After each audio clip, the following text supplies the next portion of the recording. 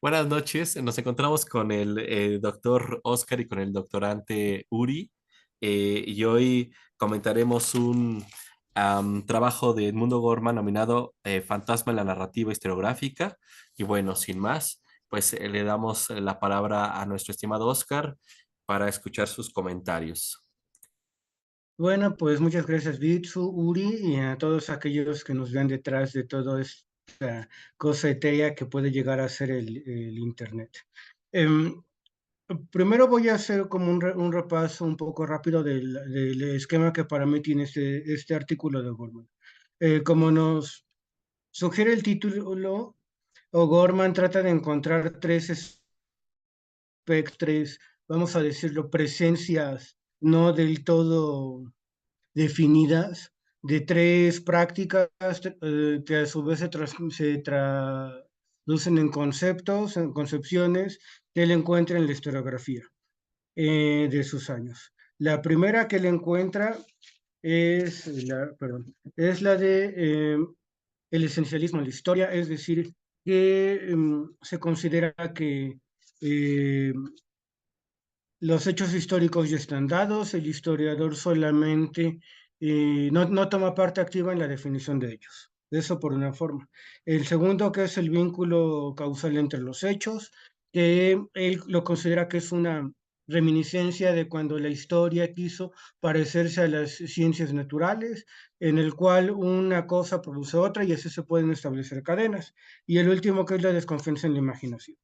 Respecto al argumento de O'Gorman, a mí me parece que de todos ellos yo comparto más las observaciones de O'Gorman en dos aspectos. El esencialismo, es decir, cuando se habla, por ejemplo, de Revolución Mexicana, o todavía voy a un caso que es todavía más paradigmático, el de reformas borbónicas. Hasta donde yo tengo entendido, no fueron los actores de ese proceso, ni los historiadores cercanos los que dijeron que esas medidas de carácter de centralización administrativa se tenían que llamar reformas borbónicas. Fue posteriormente un historiador que encontró que todo esto formaba parte de un mismo proceso de centralización del poder y que ya le llamó reformas borbónicas.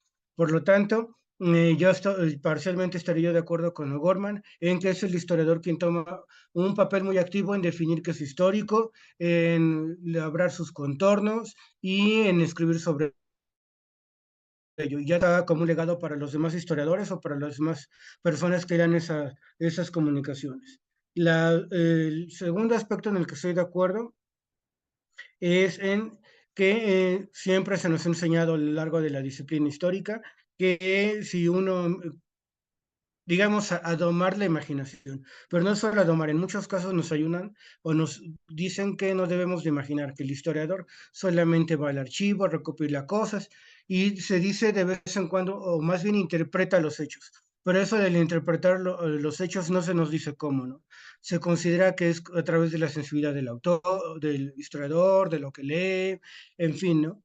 Entonces, muy pocas veces te dan o te dan lugar o regresando a lo que nos hizo Gorman, nos dicen que el historiador toma un papel activo en eso de escoger hechos, en considerar un documento con mayor peso que el otro, y me parece que ahí es como ya lo hemos repetido en conversaciones anteriores, ahí es en donde radican uno de los aspectos en los que yo estoy más de acuerdo con O'Gorman, que es el hombre, el historiador, como sujeto activo en la definición de lo que es histórico. Y ya para finalizar, y digamos que retomando un poco de estos aspectos que me agradaron y que me parece que todavía se consideran a investigar dentro de la obra de Gorman, es la forma en la que él abrevó a Ortega y Gasset. Hay un apartado en el aspecto en el que él habla del esencialismo de los sucesos históricos, o como lo llama, de los entes, en el que nos dice que él es el historiador el que crea eso y que esto lo hace sobre la base de su sistema y de ideas y creencias en el que vive, ¿no? Digo, ahí, aunque no nos cita Ortega, se habla en lengua española de ideas y creencias, considerándolas como dos cosas distintas. Y creo que es aquí donde O'Gorman, pues no, no revela la deuda que tiene con el pensamiento de Ortega. Y pues yo hasta ahí eh, considero esta primera participación sobre qué es lo que a mí me agradó más de este texto que leí de O'Gorman. Y les agradezco mucho a ustedes el Perfecto, haberme dado estimado Oscar. Muchas gracias también por tu participación. Siempre es sugerente todo lo que nos comentas. Bueno, le damos entonces el turno a nuestro estimado Uri y lo escuchamos con atención.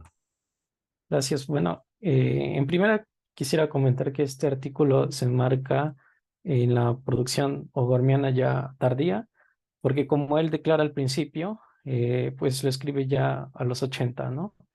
Es decir, que es un artículo que debe ubicarse pues ya en las posturas más cercanas a la historiografía sumamente institucionalizada y profesionalizada universitaria, ya propiamente también con influencias no solamente de la historiografía krausista o de la historiografía anglosajona, sino también europea, ¿no? Y bueno, en ese sentido, ya no es el mismo Gorman que, digamos, hemos comentado en otros artículos, porque pues aquí ya se encuentra otro tipo de propuestas, ¿no? Y la que me parece influye más en su pensamiento es la anglosajona. Bueno, eh, voy a comentar también por qué, pero antes de eso, quisiera destacar dos puntos que me parecieron, bueno, dentro de lo que este muy breve artículo, favorables. Él señala que hay tres fantasmas, básicamente, ¿no? Tres fantasmas que vician la historiografía contemporánea. Me parece que dos de ellos son, pues bueno, podrían calificarse como un acierto por parte de él, crítico al quehacer, ahora sí que en términos generales metodológicos de la historiografía de esta etapa. Y esos dos son los primeros, los que ya comentaba el doctor Oscar, ¿no? La cuestión del esencialismo y la cuestión de la causalidad. Me parece que son dos puntos que O'Gorman identifica muy bien. El último, en la cuestión de la imaginación, me parece que no es tan acertado en ese sentido, pero los dos primeros sí, porque en efecto son dos cuestiones que vician mucho el aparato metodológico el aparato metodológico y epistemológico de la historiografía. ¿A qué me refiero? Que el licencialismo, bueno, el doctor Oscar ponía el ejemplo de las reformas urbánicas, pero bueno, también se puede poner con respecto a cualquier otro concepto que se utilice para nominar un proceso complejo, dialéctico de la historia, ¿no? Ahora sí que en la complejidad factual de la que O'Gorman reconoce, ¿no? Opera subrepticiamente el complejo de la historia, ¿no? Y bueno, me parece acertado porque en efecto el esencialismo puede marcarse dentro de los lindes de lo que es propiamente el lenguaje histórico, ¿no? Eh, no en sí de la cuestión propiamente de contenidos, ¿no? Para eso se reserva la segunda crítica, que es la cuestión de la causalidad. Pero en la cuestión del licencialismo me parece muy acertado, justo porque los rótulos tienden a engañarnos, ¿no? Muchas veces. Eh, el ejemplo que yo tengo más trabajado es el del barroco, porque mi tesis fue sobre eso, ¿no? Y de hecho, una de las cuestiones que movió para investigar la idea del barroco en la historiografía novohispana fue esa, ¿no? La cuestión del esencialismo. Y es algo que, en efecto, Borman lo tiene muy bien identificado, ¿no? Pasando a la cuestión de la causa y efecto, en efecto, pues no, O'Gorman identifica que este es otro punto, ya no hablando de lo que es la prosa o el lenguaje histórico, sino ahora sí de los contenidos históricos, que también resta la complejidad, ¿no? La complejidad al proceso histórico. ¿Por qué? Porque no puede reducirse un campo factual o un sistema factual en términos de una relación de causa-efecto, ¿no? Sino que tendremos que pensarlo, porque si fuera así, tendremos que pensarlo como en N posibilidades de esa causa y efecto, ¿no?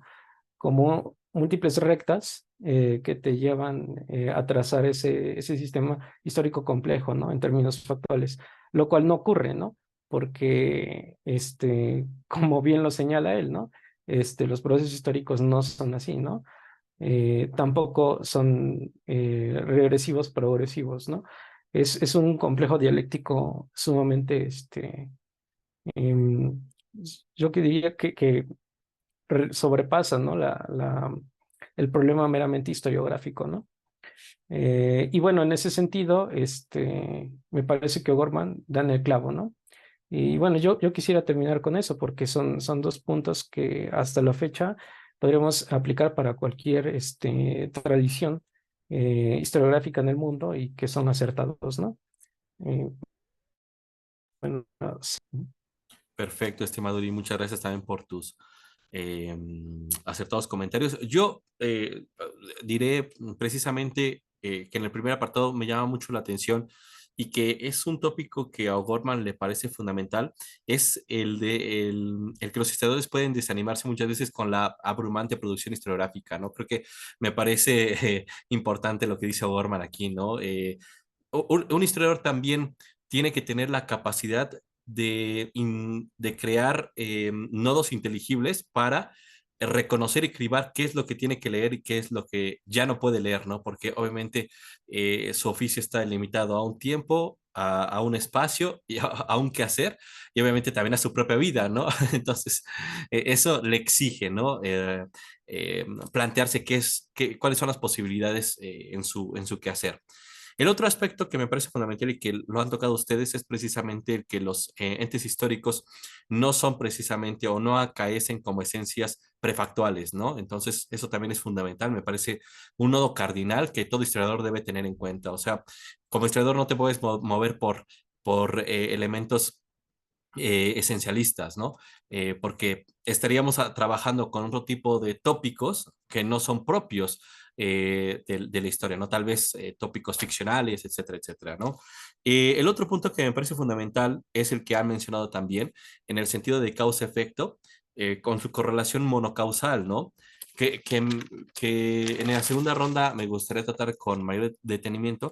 Y por último, y creo que sí me gustaría acá romper una lanza a favor de O'Gorman, conciliando la postura de Uri y de Oscar, precisamente en la desconfianza de la imaginación. Me parece fundamental también este punto, entendiéndose, y aquí me parece que nos va a servir mucho el aspecto etimológico, ¿no? La imaginación como la imaginatio, ¿no? Porque si la pensamos la imaginación en el sentido, digamos, que hoy lo dotamos, podría ser escabroso, ¿no? Porque la imaginación implicaría cuestiones ficcionales. Pero si la pensamos en el sentido etimológico como imaginatio, como visión de algo, ¿no? Como la posibilidad de inventio de un sujeto que le permite comprender y hacer un cuadro inteligible del acaecer pretérito, ¿no?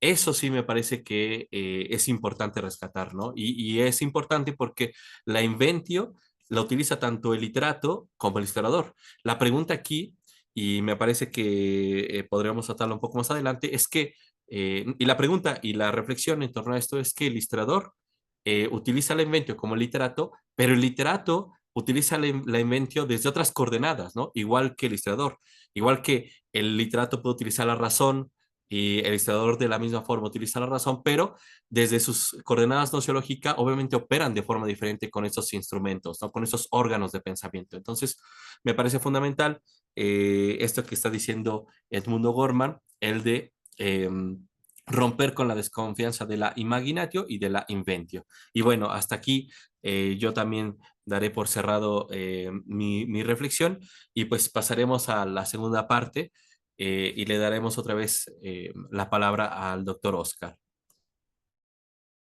Bueno, pues después ya de este recorrido de nuestras cercanías con O'Gorman y un poco al contrario de lo que nos dice Uri, yo creo, puedo hacer, digamos que dos críticas así más o menos fuertes a lo que dice O'Gorman. En primera, aunque es un texto breve que es digamos, fue pensado bajo el género de discurso, y O'Gorman tiende a, ¿cómo sería? Bueno, ustedes que conocen más de lógica sabrán cómo es el concepto o la palabra adecuada, pero siento que él tiende a llevar como un poco al extremo estos tres fantasmas, ¿no? Yo no sé si realmente se presenten así como él los pone en la narrativa historiográfica de esa época o son más que nada un recurso que él utiliza como para darse a explicar mejor, ¿no? ¿Qué es lo que quiere decir? Y en ese sentido también creo yo que en la parte en la que nos dice que cómo él imagina la historia con altos vuelos, que con acontecimientos que así como pasaron pudieron no haber pasado. Digo, yo la leo y me parece bonito, pero luego pregunto, ¿y esto cómo lo puedo yo em, trasladar ya al campo de una narrativa historiográfica, ¿no? Que digamos, ya sé que no es una receta, pero si tomáramos eso de cómo hacer una historia, una narración historiográfica, yo cómo la haría, ¿no? Siguiendo eso. Y ahí es donde no me acaba de cuajar eso que dice Gorman, aunque lo repito como historia, como tal vez con un poco de intención me parece buena, pero no sé yo cómo lo haría. Otra cosa, yo no estoy tan, y creo que lo mencionó Bitsu, la forma en la que O'Gorman nos pinta el fantasma de la causalidad es como monocausal, ¿no? Una causa, un efecto y así toda una serie de cadenitas de eventos que pueden llegar hasta el Big Bang, ¿no? Pero entonces yo le pediría a O'Gorman, entonces, ¿tú cómo aprenderías un acontecimiento histórico? Es decir, solamente, y que eso no quiere decir que esté mal, digamos, solamente lo describirías en sí mismo, no tratarías de tratar de por qué se originó eso, o sea que ya sabemos que en el horizonte actual, pues no hablamos de monocausales, sino de un terreno de pluricausalidades que muchas no vamos a llegar a conocer, pero tratamos de esbozar que eso del pasado influyó en el presente. Yo le diría a Gorman, si entonces no consideras que algo influye del pasado en el presente, también podríamos decir como por qué estudiar historia, ¿no? ¿Por qué hacer una narración histórica, ¿no? Y también, o sea, ¿cómo lo aprenderías, ¿no? Y no tiene mucho que ver con O'Gorman y no creo que lo haya leído Gorman porque este autor se movió en otras coordenadas teóricas, pero estaba recordando algo que dijo Walter Benjamin, que él consideraba que se tendrían que unir, que, que tratar algunos temas históricos como en cuestión de mónadas, no un tanto encerrados en sí mismos, ¿no? Y yo digo, Gorman consideraría eso, y en caso de que él considerara que no se puede establecer causa-efecto y que solamente vamos, digamos, a delimitar nuestro tema, como, ¿cómo le podríamos dotar de esa densidad histórica, ¿no? Es decir, para que no solo fuera una descripción de algo del pasado, sino cómo podríamos notar esos ecos de un pasado que se hacen que retumban en otros acontecimientos. Eso es lo que a mí me produjo como que un poco de ruido de lo que leí de O'Gorman. Y respecto a lo demás, también tiene unas expresiones que me parecieron también bastante provocativas, cuando nos dice que en los trabajos de los historiadores siempre se recopilan no sé, las notas, no recuerdo si exactamente lo dice, si las notas a pie de páginas, pero que siempre le llaman materiales históricos y jamás espirituales históricos. ¿Eh? Me pareció ya más como una forma retórica de Gorman de ser provocativo que realmente como que quisiera proponer algo más, que fuera más hacia el fondo, ¿no? Pero pues esas son principalmente mis críticas hacia Gorman, que no nos dice tres me queda muy claro yo cómo haría una historia en el sentido gormiano en cómo lo entiende, y en última lo de causa y efecto, digo, sí, no podemos, digamos, encontrar los ecos del pasado en un acontecimiento que estudiamos del pasado, como que a mí se me acaba de extinguir un poco de por qué, o para qué la historia, ¿no? Pero pues ya. Sí, perfecto. De hecho, ese es un tópico muy interesante y me parece que eh, tenemos que complejizarlo, ¿no? Porque me parece que has dado en un punto importante, estimado Oscar. Bueno, le damos la palabra entonces a nuestro estimado Uri. Por favor, Uri. Sí. Bueno, yo considero que el punto más débil en este sentido sería la cuestión de eh, el aparato conceptual que hace O'Gorman o que emplea aquí específicamente en este artículo, porque Bueno, yo sí comparto la perspectiva de Oscar con respecto a que es muy ambiguo, pero es algo a lo que ya nos tiene acostumbrados, ¿no? O'Gorman, pues en cada artículo no hay un cierre específico. Y bueno, me parece que eso es algo que también ya hemos comentado, ¿no? Como un punto débil, ¿no? Respecto a su pensamiento. Y bueno, en ese sentido se marca la última cuestión crítica, o el último fantasma que él llama la imaginación, ¿no? Y me parece que en ese sentido no, bueno, no queda muy claro, ¿no? Que dado que no emplea o no opera desde las coordenadas estimológicas, como lo señalaba Bitsu, sino que más pareciera sugerir que se trata de un término otra vez retomado del lenguaje natural, sacado pues del lenguaje cotidiano, ¿no? Y aplicado a una elaboración teórica que no es pertinente, que no concuerda, dado que los términos cotidianos pues poseen esa ambigüedad, ¿no? Y la ambigüedad es incompatible con respecto a una formalización, ¿no? Teórica, si lo queremos ver. Y bueno, en este sentido, más que formalización teórica, pues es una crítica, ¿no? Que él mismo hace a la forma de proceder historiográficamente, ¿no?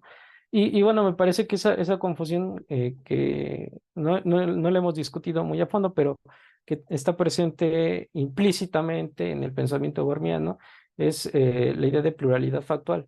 Con respecto a lo que, por ejemplo, veíamos en Historia y Vida, ¿no? Con el término intencionalidad fáctica, ¿no? Ligada a la condición de las pluralidades fácticas, ¿no?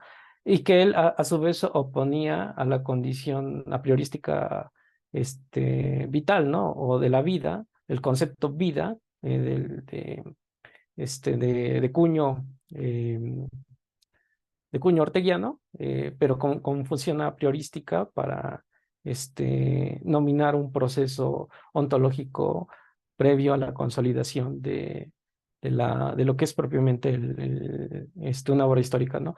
Y en sí también del proceso histórico, ¿no? Es decir, con la tendencia al subjetivismo, ¿no? Al mero subjetivismo. Y con eso termina, me parece que hay un enlace significativo, por eso decía hay que discutirlo, un enlace significativo entre la subjetividad puesta a priori, es decir, las cuestiones como la vida o el historiador, el sujeto operatorio, por encima de un proceso histórico, como comentaba mi primera intervención, complejo, plural, si lo queremos ver en ese sentido, plural que no está conectado todo con todo. Y es la cuestión de este subjetivismo ligado a la conclusión, que es por lo que aboga aquí al final. Una historia altamente narrativizada, ¿no? O una narrativa literaria, porque ese es el término con el que termina. Él sueña con hacer una historia, ¿no? Una historia que sea atractiva, pero este, prima, como dice él, prima hermana de la narrativa literaria, ¿no?